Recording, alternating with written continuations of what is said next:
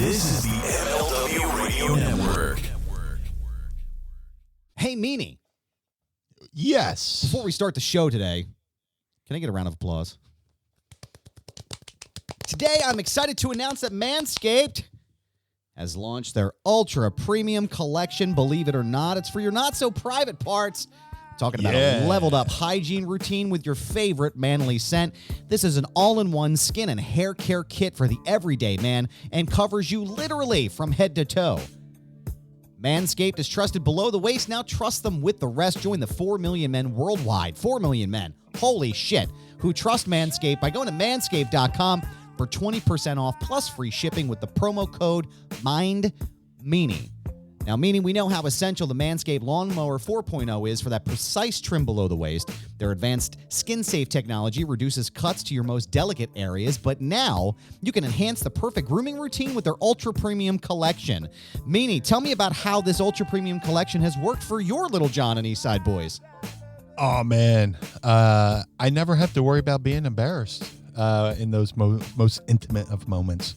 Whether it's, the hair care, the weed whacker with the nose hair and the ear hair, and down below, and down to my toes. Manscaped's got me covered, man. They sent us some quality products. We got some more stuff coming in the mail very soon that I'm excited about. It all comes in this really good looking travel bag, man. Manscaped has got every guy covered from head to toe.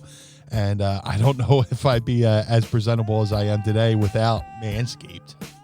I enjoy looking presentable as well. I'll be taking 6 weeks off coming up soon, but that doesn't mean I won't have time to get little John and the Eastside boys looking ready for my wife's love. So don't forget, this package includes Manscaped's premium deodorant. And it's not for your balls, guys. It's for your stinky-ass armpits.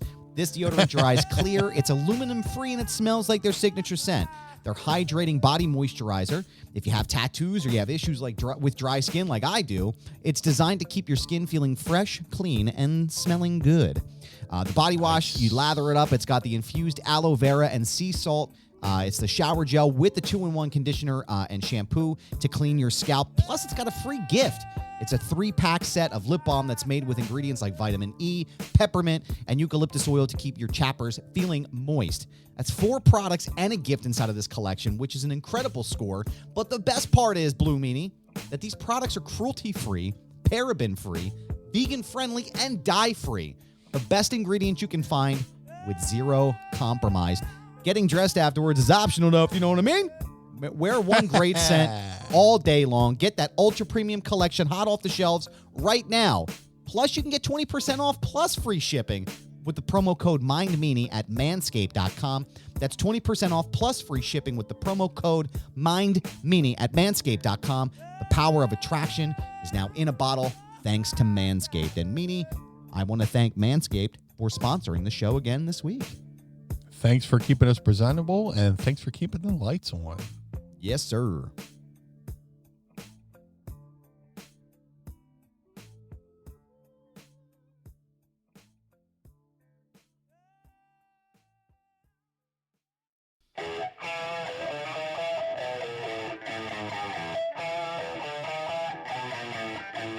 This is the Mind of the Meanie. Here are your hosts, the Blue Meanie and Adam Barnard. Hey, yo. Welcome, everybody, to the Mind of the Meanie, your weekly peek into the world according to former WWE superstar and ECW original, the Blue Meanie. We'll cover wrestling, music, movies, sports, and lots of useless knowledge, all contained in the Mind of the Meanie. I am your tour guide, Adam Barnard, and he is the Blue Meanie. Meanie, what's on your mind, man? Man, you did it perfectly. Hey, yo. Hey, yo. Hey, yo. Yeah, man. Rest in peace, Scott Hall, man. It sucks, man. Talk about a guy who, God knows where I'd be if it wasn't for Scott Hall in the business, Yeah. And he passed away from something so routine like a hip surgery, trying to find the right words. You know, we lost Scott Hall last couple days. You know, a guy who was, you know, one of the guys who, you know, if it wasn't for Scott Hall, there would be no Attitude Era. There would be no, there's just so many chain reactions from Scott Hall, you know, jumping from WWE to WCW that just changed the course of wrestling history. But again, yeah, I don't know where I would be, you know, because, you know, if he hadn't gone to, you know, WCW for WWE and NWO, be no BWO, to be no the blue guy and all that stuff. So, I mean, I'm sure I would have done something, but not something that we're still talking about, you know, 20 years later with the BWO and stuff like that. But, yeah, I found out it was like a random, you know, day just looking on the internet, and then you hear that Scott Hall's in bad shape, and you're like, oh, my God, no, please don't be. And, you know, he went for hip surgery, and I guess there's a blood clot involved, and, you know, and that's what did the damage. And it just makes you appreciate every day, you know, just because if something random like that happens to somebody like Scott Hall, then, you know, it just makes you cherish every day you get up and put 2 feet on the floor and, you know, get to tell the people you love that you still love them, you know, because you never know, man. My heart goes out to Scott Hall's family and, you know, a friend's family, you know, Dakota. Just, it sucks, man. It's just like, you know, this is the first time I'm like verbalizing it out loud, and just a whole bucket list of emotions to go through. But I'm eternally grateful for Scott Hall and what he did for the business. You know, you think about a guy who, you know, I got to see Scott Hall wrestle for the first time in '85. My grandfather took me to the AWA tapings when they ran the Tropicana in Atlantic City. And my first memory of Scott Hall was like going to pick up the tickets, and Scott Hall, Kurt Hennig, and Greg Gagne were in the hotel lobby just hanging out. And Wow. I went over, and they couldn't have been nicer, and they signed autographs. I wish if I had known I was going to run into him, I wish I had a camera. But you know, I got to watch the legendary Scott Hall Kurt Hennig match against Jimmy Garvin and Steve Regal. Whoa. Wow. Yeah. Wow. Yeah. Yeah. Who knew? It's on the home videos and you don't see it, but if somebody can get the ESPN version, like when they come back from commercial and they, you know, put the banner live from Atlantic City, Tropicana, you see my head walk into my seat. But I lost the VHS at the time. But you know, and then, you know, you follow Scott's career. He goes to Japan. And then next time I see Scott Hall, he's in WCW as the Diamond Stud. And then he comes to WWE and kicks off, you know, a legendary career. I mean, he already had a good career up to that point, but a legendary career with, you know, Razor Ramon. And, you know, just think of all the moments. People go, oh, great matches, but just great moments. You know, Scott Hall brought to the world of wrestling. And then, you know, as anything with business, you know, you learn that, you know, people sometimes need to move on. And Scott moved on to, you know, WCW. And just think about that. You know, Scott is moving on to WCW. Kevin Nash moving on to WCW. The curtain call, the world famous curtain call happens. Triple H takes part of it. Triple H gets in trouble for it. So instead of Triple H winning the King of the Ring, Steve Austin wins the King of the Ring, and, you know, Austin 316 happens, and then all this other stuff happens, and then they go over to WCW and they give Vince, you know, the fight of his life. You know, WCW was a legit threat to the WWE because of, you know, Scott Hall and Kevin Nash quote unquote invading WCW, and just that simple action. They did things to, Scott Hall going to WCW made things so much better for the other wrestlers because now you had competitive pay, where, Vince was afraid to lose guys to WCW. Paul Heyman was afraid to lose guys to WCW and WWE. So guys in ECW got paid a little bit better. But, Scott Hall did a lot of things that just made the wrestling better in the ring, behind the scenes. And I'll forever be grateful for how he was towards me because, flash forward, we do the BWO.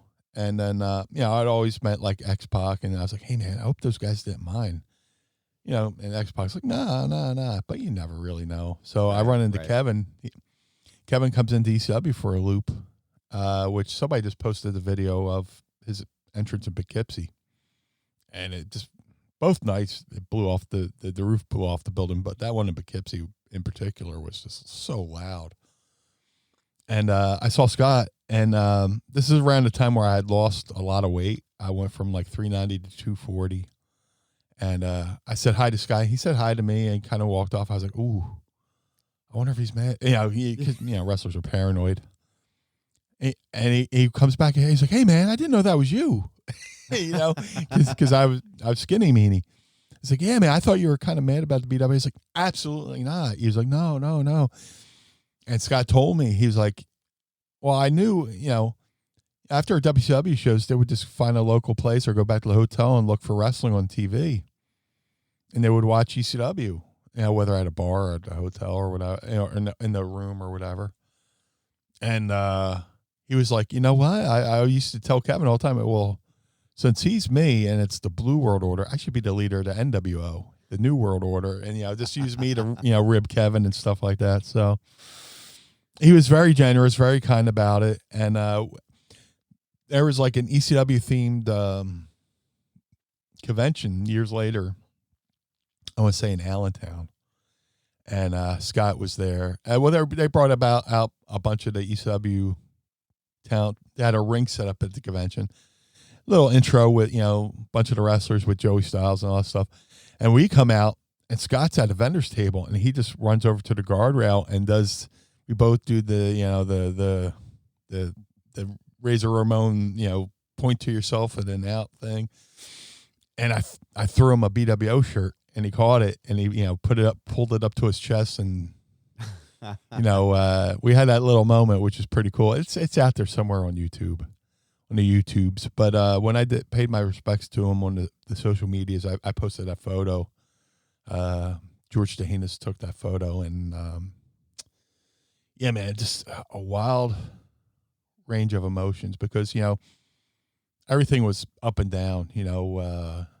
With Scott, he had his issues, and I believe it was the resurrection of Jake the Snake Roberts documentary where you see Dallas Page not only help Jake, but they help Scott.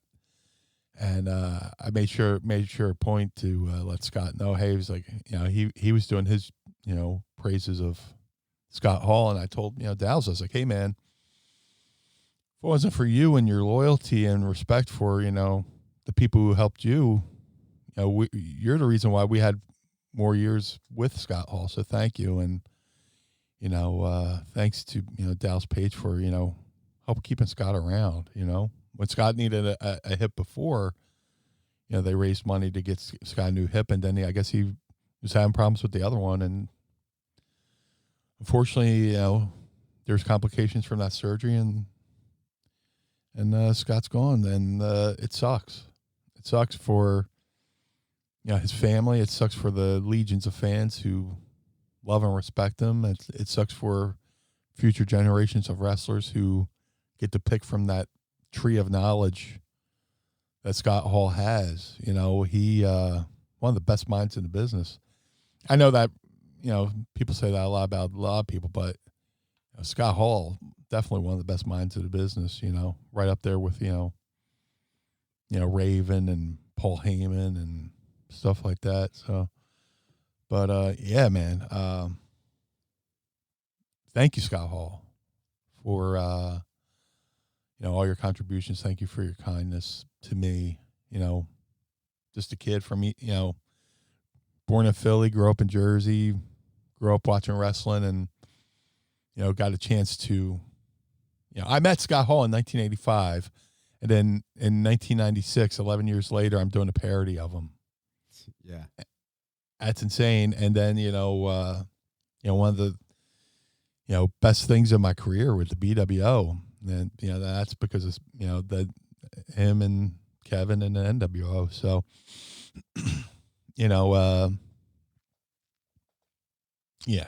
it sucks, but thank you, Scott Hall. Thank you, and I love you. Yeah, it's been a weird couple of days.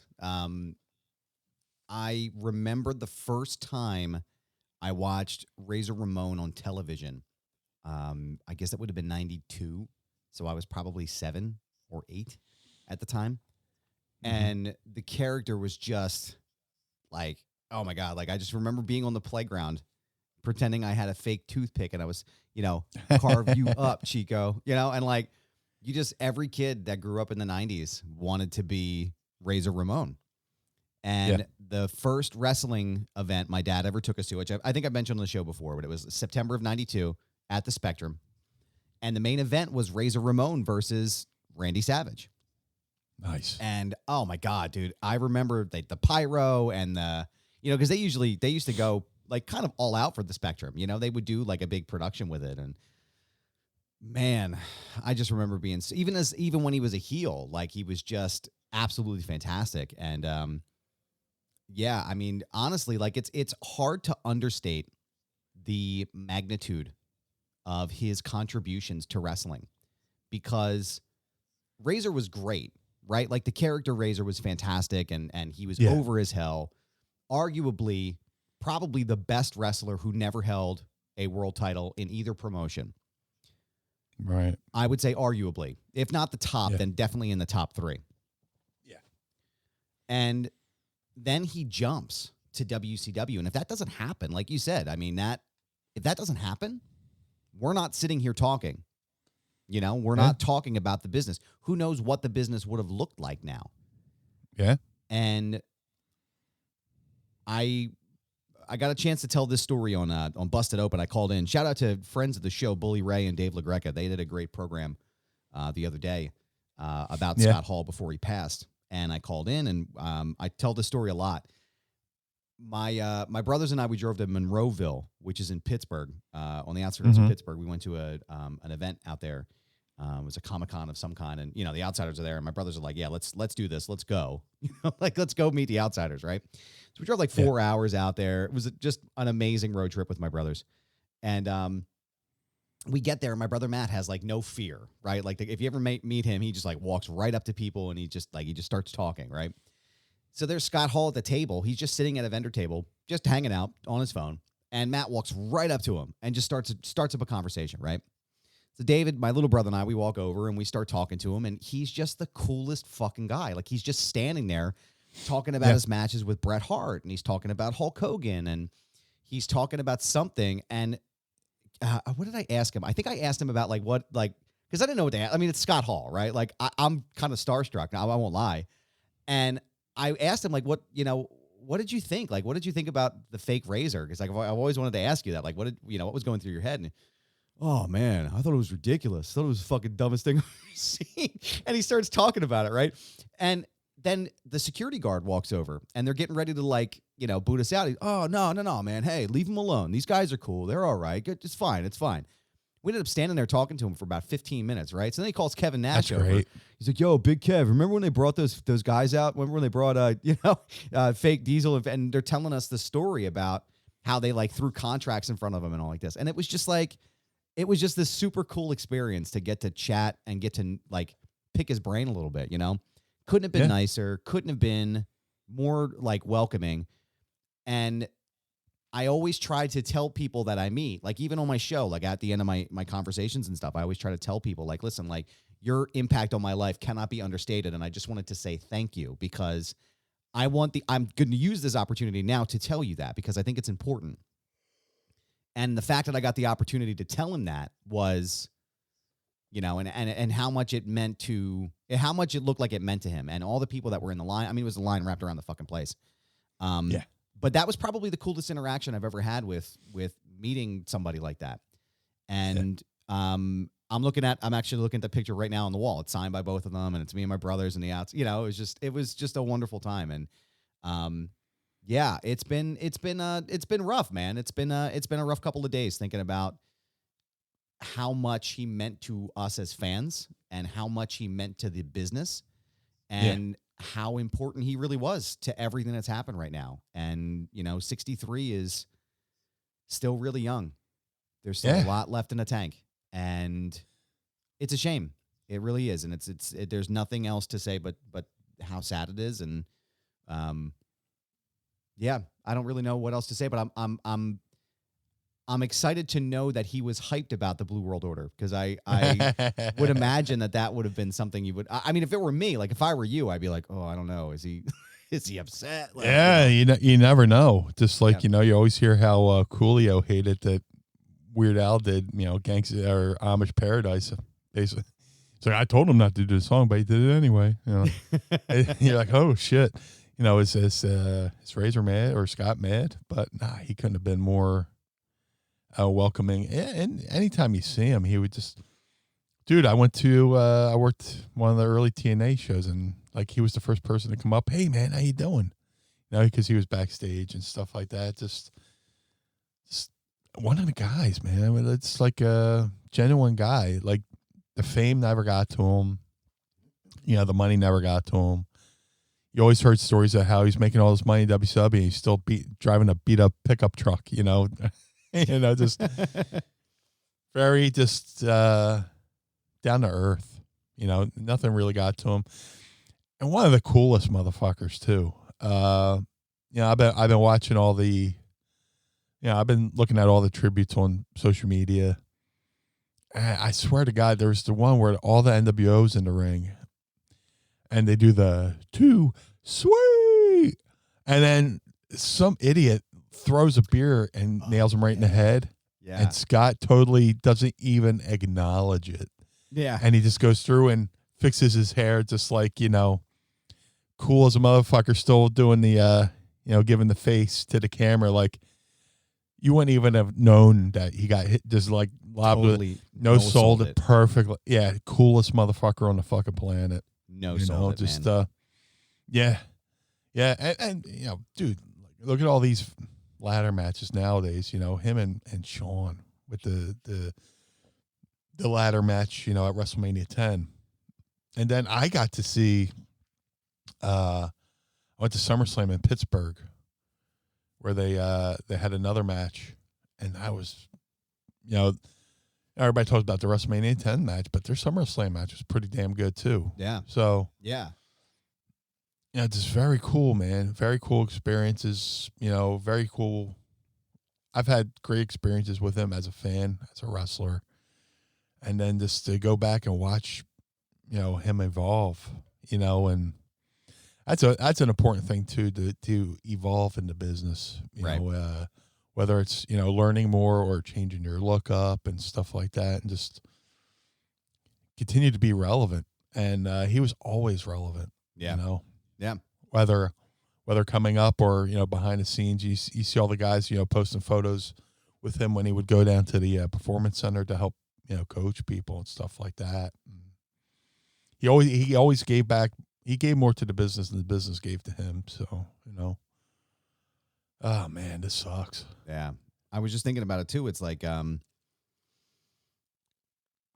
as far as like, I've been seeing a bunch of stuff about on social media about him, like, giving back to everybody, the younger guys. Like, I don't know if it was Luke Hawks or somebody else who was saying it was Luke. Yeah. He was talking about how they were on some loop, and Scott comes in and pays for his dinner, like at a place that like is way out of his price range. And Scott paid for the entire meal, and he was like, why would you do that? He was like, well, that's what we're supposed to do. That's what the vets are supposed to do for the new guys. Right. And I mean, that like literally like every story about the guy is the same way about how he just gave back to everybody. And even that there's that really famous one about Chris Jericho and Monday Nitro.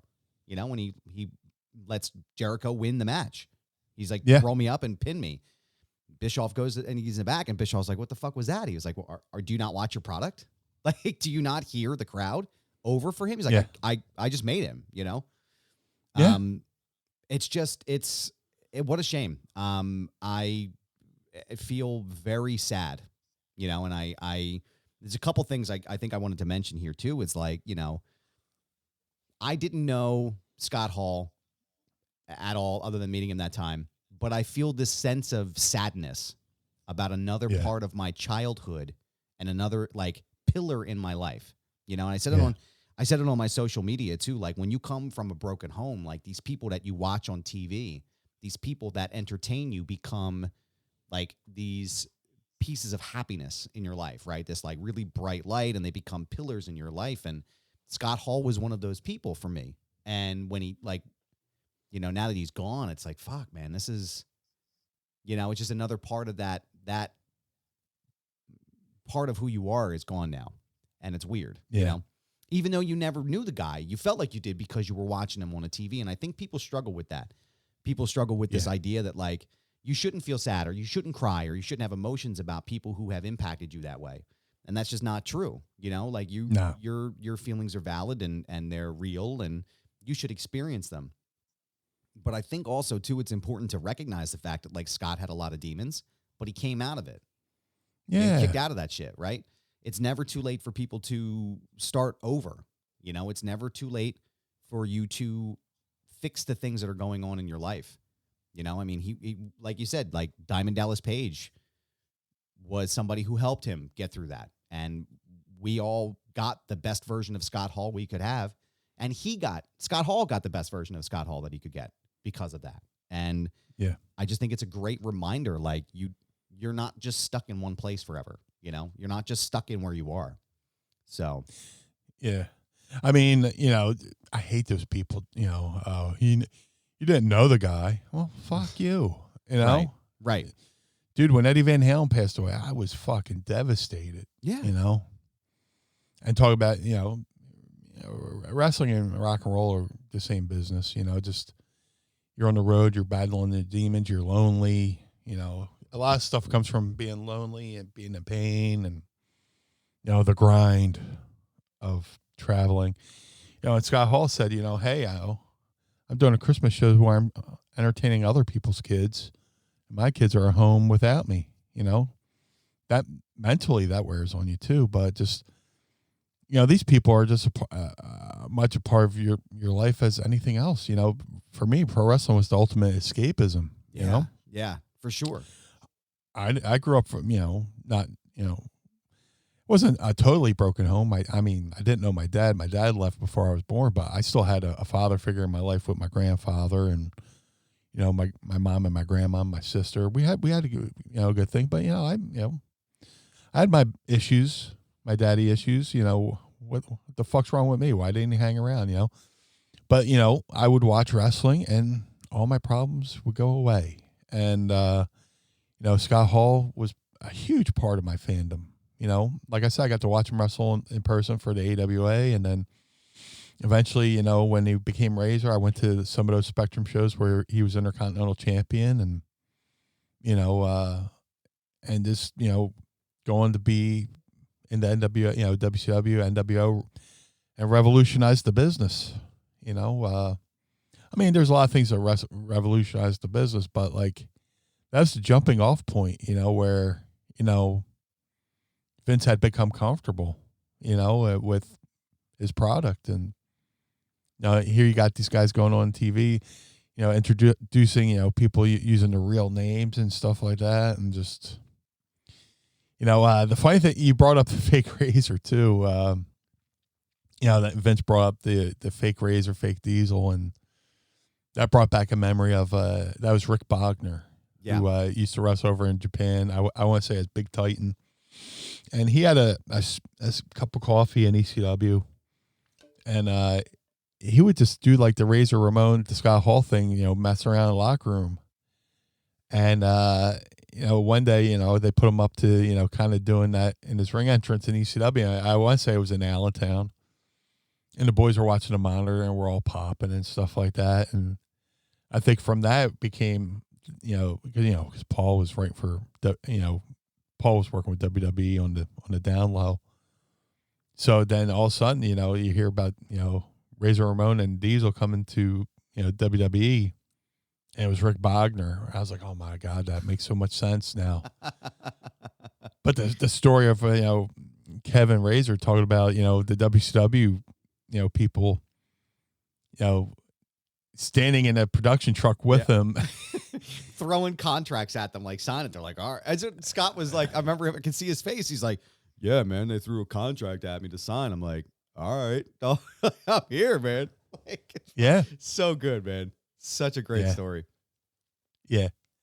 Man. So, yeah, man, just God bless him, just he got the most out. He got out of the business, but he gave back more than the wrestling business gave him. We're all richer, for having him in the wrestling business. I'm definitely richer for having him as a part of my life. I mean, I'm not gonna lie and be like, oh, we broke bread every Sunday, but hey, he, if we were on shows together, he, him or Kev would pull me aside. Hey, man, that was great, but next time try that. Yeah, this is a good idea too. And he was always looking back and giving back. Yeah. And that's the kind of person that you want. That's the kind of person that you want in your corner. Oh, absolutely. I don't know what else to say except for to say that we are absolutely going to miss Scott Hall, and it's just a shame. It's just sad. It's sad as hell, and our thoughts and condolences are with his family and Kevin Nash and Sean Waltman right now, and I guess I got to say this too. I've been seeing a lot of shit on Twitter, people saying all kinds of wild shit to Sean Waltman. Yeah, I don't get that. If you feel like this is the time to talk shit to Sean Waltman, like, you need your fucking one of the kindest. You need your fucking head examined. Like, yeah, what are you doing? What, like, Twitter is such a hellscape as it is.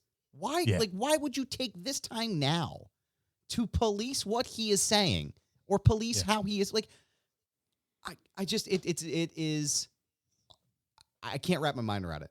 I just can't. Sean Waltman's one of the sweetest human beings around, I guess the best line that, Sean Waltman said, stop being ghouls, just. Yeah. It's very fucking ghoulish, people just out there. Like, I had to go on a fucking blocking spree too, because, normally I'm a muter, but I was like, fuck this shit, because Kevin wrote his post, talking about Kevin was on life support. They're waiting for the family to show up, pay their respects, take him off life support. The key word is life support, Right. And as somebody who has had to take I've had to take my own mother off life support. Nothing good happens after that. So I start paying my respects, and you get these people coming out of the woodwork. Well, he's not dead yet. Why would you say that? On what planet is it even remotely cool or appropriate to say, well, he's not dead yet? The key word yet, and how do you reply to that? Yeah. Without sound, we know what it is about to happen. Let me pay the guy his respect while he's still here, know. But these people, they need to be. There's something missing from their lives to where they need to feel the urge to correct people and just be right about everything, because something in their life is missing that they've been told they're wrong about all their lives. So now they have to go and, be that person to other people. And for people to, go in Sean Waltman's mentions and start arguing about stuff, it's just like, what the fuck is wrong with people? Just the guy's losing one of his best friends. I mean, talk about a guy who gave Scott Hall put over, Sean Waltman on Monday Night Raw in one of the biggest upsets in Raw history, maybe the wrestling business history, with, the moonsault and the pin and 1, 2, 3 and got out of there. And, he helped Sean's career so much. Yeah. Big time. And Sean's grieving, Sean's processing everything that's, about to happen and stuff like that. But just to think you can just go online and say what you want to people and think it's a game of one-upmanship, or, you just being a contrarian. Some people just need to reevaluate their life to where if they think that's like the cool thing to do, or the right thing to do, or appropriate thing to do. Just, go look in the mirror and just reevaluate your life, and just say, hey, I just went to a guy who's grieving about the loss of his friend and just acted like a total ass. It's mind numbing, to say the least. I think it speaks to the larger issue with social media in general, and we've talked about this offline before. It's like, I don't do tough guy shit with anybody. Like, right. If you're going to come at me on Twitter, I look, there's a seat at the table for everybody who wants to eat, right? I don't pick on people on Twitter. I don't get involved in dumb shit, but I also don't do tough guy shit. I have no tolerance for it. Yeah. I'm 36 years old, right? I don't have time for this shit. But at the same time, it's like, I would love to see some of these cats on Twitter who are talking all this shit to say this stuff in real life. And like, there's a Mike Tyson quote. It's like, everybody's got a plan until you get punched in the mouth.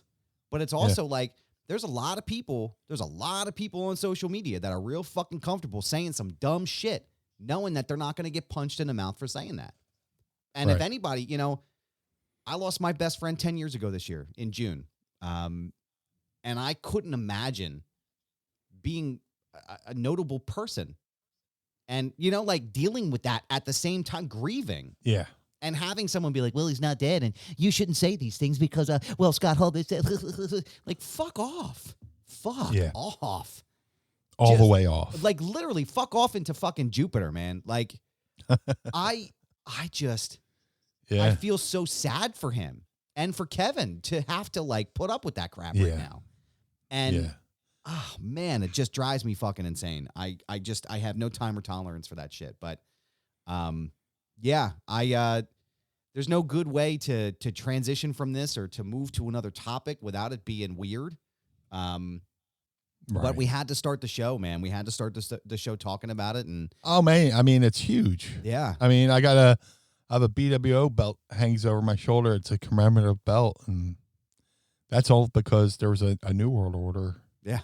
I have something to commemorate because of somebody else's vision for what they did. And, thank God, shout out to Raven for, making me Stevie and Nova kind of like the Weird Al Wrestling, doing parodies and stuff like that. We did the parody, and, we had, the BWO shirt was the big hottest selling T-shirt in ECW history. And that's all because there was something to do a parody of, and that was the New World Order, which was right up there, if not, Austin 316 and NWO shirt were the two biggest shirts in wrestling history. Yeah. At the same time,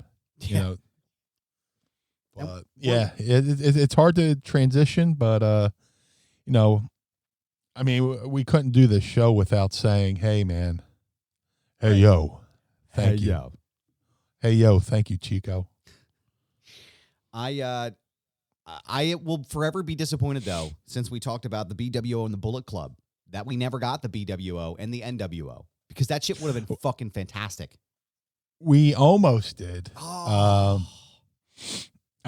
out to my friend Julian Bradley, who used to wrestle as Chris Crude. Him and our mutual friend Riley were running shows, and his dream was to book NWO versus BWO. And the closest it came was, Stevie Richards wrestled Kevin Nash on one of Riley and Julian's shows, and I was in the corner. So it's technically NWO, BWO. But, that was his dream. He wanted to book NWO versus BWO at the ECW Arena. Oh, man. And, man, dude. Yeah, that was on his bucket list to do. But, we sort of had it, But, oh, man, what could have been? It would have been fun.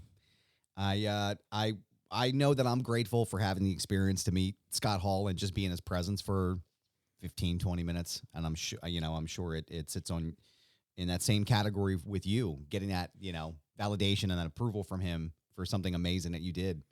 Yeah. But I guess I'm not, like I said, not really sure how to transition into the next topic. So I'm going to say what up to the Pod Squad. Everyone is here. Our room is jumping. This is a poppin' event today, friends. I am enjoying this. Definitely helping bring some levity and excitement to the day. Yeah. So, yeah. Each and every week, these guys join us live here. And, if you want to be a part of this community, go to patreon.com/mindofthemeanie. And, we're as the show's going on, I'm reading the chat and interacting, and, a lot of great questions come from this chat as well. So if you want to get in on the action, possibly have your name mentioned on the show and live on in podcast infamy, go to patreon.com/mindofthemeanie. And good morning, Pod Squad. So before we get into Ask Meanie, I think Jimmy's got a good question here. I know that because my brother, shout out to Matthew, by the way, Matt from Dover. Friend of the show, Matt from Dover. He just helped us get 2K22 for James, my oldest. And that game is fucking awesome. Really good. It would be a 10 out of 10, though. I must say, Blue Meanie. It would be a 10 out of 10 if it had the Blue World Order and Blue Meanie in the video game. I'm just saying. Yeah. WWE, if you're paying attention, it's Hall of Fame time right now. We're getting closer to Hall of Fame time. But for wherever they seem to miss the boat on BWO. Thank God for companies like Cella, and thank God for games like Retromania for having the BWO in their game. Cella Toys for coming out with a line of BWO action figures, and there's a few things coming up that can't talk about yet. It's going to be pretty cool. So. I am hopeful to see the Adam Barnard action figure this year, which is just going to be Josh's action figure with a new T-shirt on. But Jimmy wants to know, yes, do you ever think that we would see the BWO in a WWE video game in order to have the BWO versus NWO? I would hope, man. Nova talks about it a lot. Where the WWE. I mean, you got to start doing stuff with the you own the ECW, you own ECW, and we're part of that ECW history. Why not? Why not take advantage of it? And give people that opportunity or option. A couple years ago they had Mike Whipwreck in one of the games, which was awesome, and I would have hoped that would have spawned, more ECW talent being in games and as legends and stuff like that. Because, God knows WWE borrowed heavily from ECW. These are indisputable facts, Meanie. Yeah. So why not? I'm not going to sit here and go, I demand, because that'll get you nowhere. Do you know what you should demand, though? Pabst Blue Ribbon. That's what you should demand. Yes. A little inside baseball. We're recording this the day after St. Patty's Day, so I had a few of those last night, even though I probably shouldn't have, since I'm on antibiotics right now. Ooh, man. But so how was your St. Patrick's Day? It was good, man. It was good. It was it wasn't so the last time I got buck wild on St. Patrick's Day was 2010, and I had a lot of Pabst Blue Ribbon that day. Yeah. And it was so I worked the merch stand at a CKY show at the Note in Westchester, and they just kept bringing us beers, and then at some point Chad Ginsburg, who's the guitarist from the band, was passing around this bottle of Jack Daniels. And obviously this was pre-COVID, so it was a lawless society, right? Everybody's sharing bottles and all kinds of shit. Bunch of heathens. Bunch of dirty heathens, you godless heathens. And I was so fucked up. I have no idea how we got home. Have no idea what happened. That was a very, very long night for a multitude of reasons. But I don't get too wild anymore. I went over to my buddy's house down the road here. My buddy Paul, he lives right on the other side of the block here, and we sat around just drinking beer and like just real easy because all of us are dads, and it's like, oh well, we all got to get up in the morning and go to the gym and do paperwork and no, so it wasn't crazy, but it was it was low key. So, but you had a good one. Did you go to McCusker's? Yeah. Attaboy. Mrs. Meanie had a head start on me there, but I went over to McCusker's, had a few responsible ones, and then went home, had a couple irresponsible ones, and then Mrs. Meanie likes to have a few cocktails and watch dance videos, and so we were watching. Ever hear of the singer named Robin? Robin. She had a big hit in the 90s. Of course, I'm blanking on it right now. She's from Sweden. She's from Stockholm. Google right now. Yeah, she had a huge hit in the 90s, but now she has this resurgence, and her music gets me all up in my feels. So, oh my God, what? Oh yes, you got to show me love. No, that's a different Robin. That's a different Robin. Hold on, you know what? Let me. Pod Squad, see if you can help us on this one. Let me see. Let me bring up my Google. Yo, that record's a banger, though. That record. As they say in Chester County, slaps, bangs, and fucks. So that is a solid record, Pod Squad. My favorite record is Yvonne Elliman, If I Can't Have You, which is originally written by the Bee Gees. Yo, yes, you throw that son of a bitch on, you're going to get Adam pop locking all over the dance floor.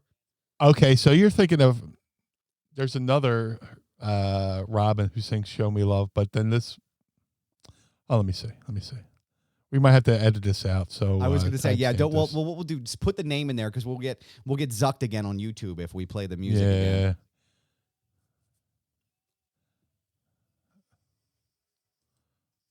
Let me see.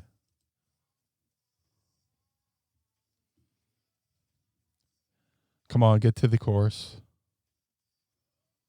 Hold on. Here it comes.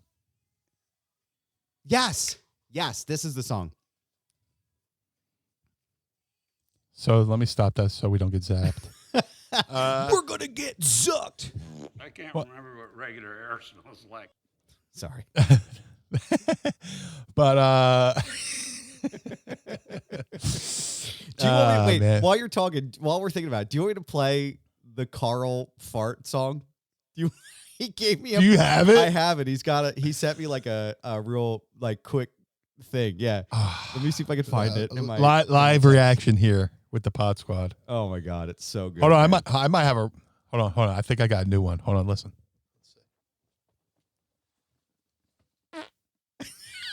I love St. it, Patty's. dude. Oh, I do have it. Yep. Here, Of course, I sit right down into it. Here we go. We're gonna have another shirt. That's what your contact photo is in my phone. Is you with your shirt over your nose. All right, let me see if I can pull this up. Let me see if we can hear this. Hold on. So Carl Pinnell is our engineer extraordinaire. And he's also a producer, so he makes all kinds of really solid hip hop beats and rock and replays every instrument. But the running thing is with Carl, like he can't wrap his mind around the fact of like Meanie's farts sounding the way they do. Like the first time he edited the show, he sent me this message. He was like, "Dude, what the fuck was that? Like that sounded like so airy. Like I can't figure it out." So then I sent him the other one. I sent him my fart. He's like, "Bro, you gotta fucking go to the bathroom before the show." Like, So then he takes all the farts and he puts this together. Let me know if you can hear this. Oh my God.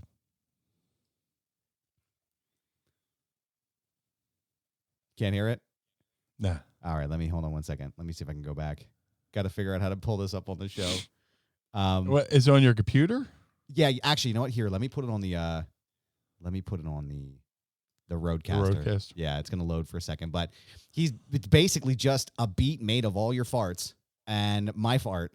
And the only thing that's missing is the Pierce part. I can't remember what regular air smells like. So once that goes in, then it should be ready. But Oh, my God. yeah, dude. Oh, God, it's so good. I have a friend. I was friends with this band. Well, I'm still friends with the members. They're a band called Bonehead. And they had a keyboard player who had a fart in his keyboard. So he would just like play songs, which would be fart. Like he would hit the fart thing and it'd be like, burp, burp, burp, you know, playing Aha, Take On Me, you know, burp, burp, burp, burp, burp, burp, burp, burp, but in farts. And to me, it was the greatest thing ever in the history of music. It's so good. It's an extra key. All right, here we go. The world premiere. Here we go.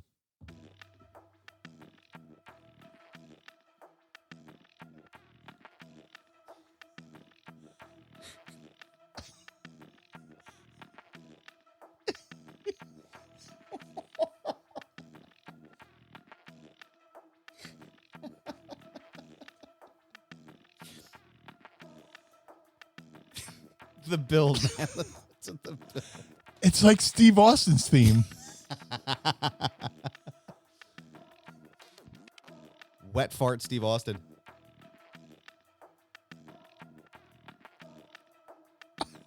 I think he put a bass line on this. I don't know if it's coming up soon, I think. Oh, no, I think he's working on the bass line, but Oh, my you get God. the idea. It'll be Ace of Bass. It'll be done. I'm sure it'll have some really funky bass line on it, too.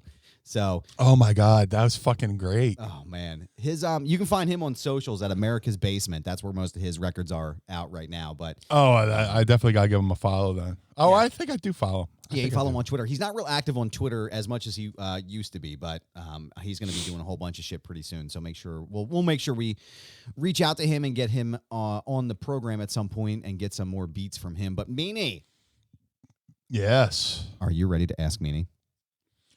I would love to. Ask me something.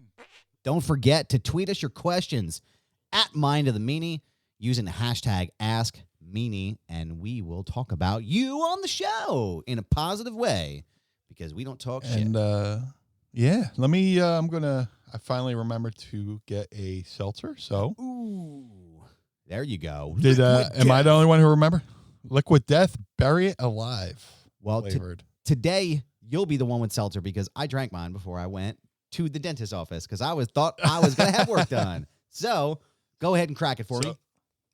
3, 2, 1. Delicious.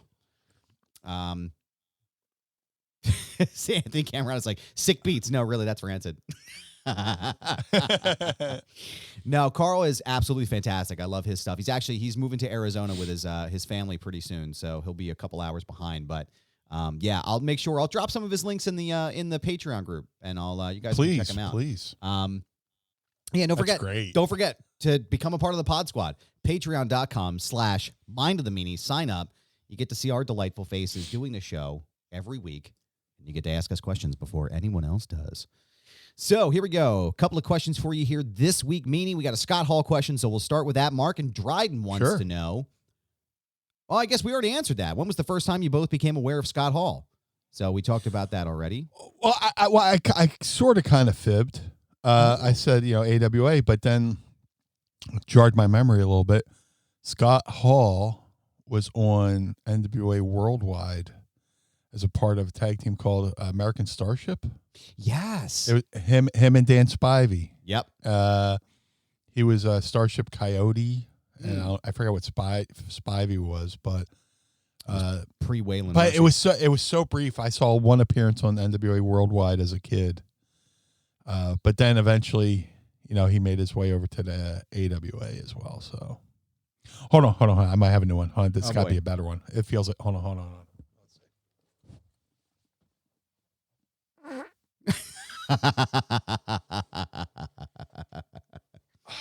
Incredible. There's that corned beef. Incredible. That was That nice goodness. and wet and airy. For me, I would say the first time I became aware of Scott Hall was, I think, like I said, Razor Ramon in the early 90s. So, yeah. Let's see. Mark and Dryden's got another one. What are your guys' opinions on Hogan Andre at WrestleMania 3? Sure, it's not a Meltzer 57 All-Star Japan Masturbatory Classic, but I still think it holds up well today. It was one of the biggest matches in wrestling history. The key word is match, or match up. As far as dream match, did they face each other before? Yeah, sure. Okay. But in that moment, Andre's the heel, Hogan's the face, the roles are reversed. And it just the dream match of what if, and then you put it in a stadium. Holy shit. Of course, Steamboat, to me, Steamboat Savage stole the show, but the people in that building paid to see a Hogan Andre. And it didn't need to be this big, Meltzer spot fest, it just, and that's what a good wrestling show is. It's, if everything's the same match, you could just leave after the second match, or you leave after the third or fourth match, if everybody's doing the same thing. So that show had a little bit of everything. But yeah, Hogan Andre, yeah, it still holds up. Yeah. Absolutely. Absolutely. Yeah. I got a question here from Liam Savage, member of the Pod Squad. I got a question for you. Got a question for you. What TWA show did Meanie like the most? I'm going to go with the best of 3 matches with Eddie Gilbert and Cactus Jack. That's probably up there. That was very inventive, where, one of my least favorite matches is 2 out of 3 falls. I don't know why I never liked 2 out of 3 fall matches, but they took 2 or 3 falls to the next level to where, one was a stretcher match, one was a cage match, one was barbed wire. And my God, Eddie, that's a feud a lot of people don't talk about, but that's one of Cactus Jack's greatest feuds, with Eddie Gilbert. Eddie Gilbert, again, another one of a great mind in the wrestling business. And the precursor to what it would become ECW, TWA, Tri-State Wrestling Alliance, ran a lot of good shows here in Philly. And once that folded, that spawned the idea for ECW. But Tri-State, favorite show, that would have to be some of the shows they did at Temple at McGonigal Hall were pretty good. They had Kevin Von Erich versus Jerry Lawler, and Jerry Lawler just ripping the crowd to shreds on the mic. You see Hat Guy. You used to be a Hat Guy in the crowd, which a lot of us locals called him John Lithgow because he looked like John Lithgow, Right. But he just tore him to shreds on the mic. He tore everybody to shreds on the mic. Those McGonigal Hall shows were pretty good. I'm not good with dates. So it would have to be, the McGonigal Hall show with Lawler and Carey. But also, you bring up the Eddie Gilbert feud with Cactus Jack. And on one of those early shows, you see they had the Sheik Abdullah, which they they almost caused a riot because it took them forever to put up this cage. And they spent more time outside of the cage than in the cage. But on the show, you see a young Sabu bringing, the Sheik to the ring for that match. But right. If you can find some of those tri-state shows, maybe out in the YouTube world, definitely some great wild shows that are, the precursor to ECW. Last question of the day comes from Boulder Clark. Hey, Meanie, how come Bowling for Soup did a song called Alexa Bliss? Don't they know you invented the crop top and cut off jean shorts? Where's your song? From what I understand, Bowling for Soup, the singer, big wrestling fan. I want to say his gimmick name was, he had a gimmick name. I think it was based off the Von Erichs. I'm blanking on what he called himself, but apparently they big wrestling fans. So why they did a song about Alexis Bliss? Why not? But yeah, I'll never get the credit due, I guess. Yeah, for the crop tops and the Daisy Dukes. Well, I hope someday you will, sir. But right now, Meanie, Yes. I'd like you to tell everyone where they can find you on social media. You can find me at all forms of social media at Blue Meanie BWO. That's Twitter, Instagram, Facebook, and TikTok, which really haven't gotten the grasp of yet. You can follow me there. I'm pretty active. You can also, if you want to support the Blue Meanie, go to prowrestlingtees.com/Blue Meanie. If you want to take care of yourself and look good, take care, shape up that beard, make it look nice and smell good, and go to madcatbeardcare.com. Get yourself some of the blue spruce. All the money goes to charity, which is taking care of some cats. Check out their website, read their information. All the money for the Blue Meanie Blue Spruce Beard Care at madcatbeardcare.com goes to a really good cause. So if you want to get a video message from the Blue Guy, go to cameo.com/Blue Meanie BWO. I'll do a well wish, happy birthday, happy graduation, whatever you can think of. Be creative, but don't be too mean. I know I'm the Blue Meanie, but I like to be chill with my messages. But yeah, you can join me over there at cameo.com/Blue Meanie BWO. And Mr. Barnard, where can we find you? Thank you, Blue Meanie. I appreciate you. You can find me on my socials, Instagram and Twitter at thisisgoober. Yes, that's my handle. No, I'm not changing it. It's brand, pal. You can follow me there for all types of good nonsense. You can also listen to my other show, Foundation Radio, at foundationradio.net. I have a lot of great content coming up, and I just recently had friends of the show, Public Enemies podcast, on for a great conversation about why CM Punk is like Joe Button, and it's a compliment. So go ahead and check that episode out right now. You can also find all of my shows archived there as well. Go over to prowrestlingtees.com/Foundation Radio. Pick up a shirt. Help me get my crowns taken care of in my mouth, because Papa's got to get some dental work. So help keep the lights on here as well. Also, I want to make sure we give a shout out to Real Daddy Josh Chernoff, and go over to patreon.com/SoSaysChernoff and subscribe today and get all kinds of cool stuff. Make sure you're watching his programming on Fight TV as well. Blue Meanie, it is always a pleasure, sir, to do this program with you. Shout out and much love to the Pod Squad as always.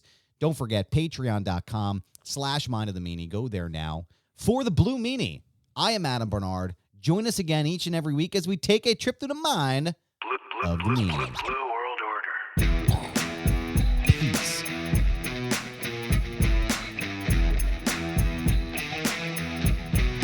Blue World Order. This episode of Mind of the Meanie was recorded and produced by Adam Barnard and was engineered by Carl Pinnell. Additional production and narration provided by Sam Krebs. Our executive producers are Josh Chernoff, Adam Barnard, and the Blue Meanie. Our opening theme is performed by the Swamp Candles. Our closing theme is performed by Chikara. The show contains original music produced by Enrichment. Get additional bonus content by becoming our patron on Patreon at patreon.com/Mind of the Meanie. And follow us on Twitter and Instagram at Mind of the Meanie. This has been a Butts Carlton media production in conjunction with the MLW Radio Network. Butts Carlton, proprietor. Blue World Order. Dad, why is Blue Meanie's brain out? The world of MLW Radio never stops.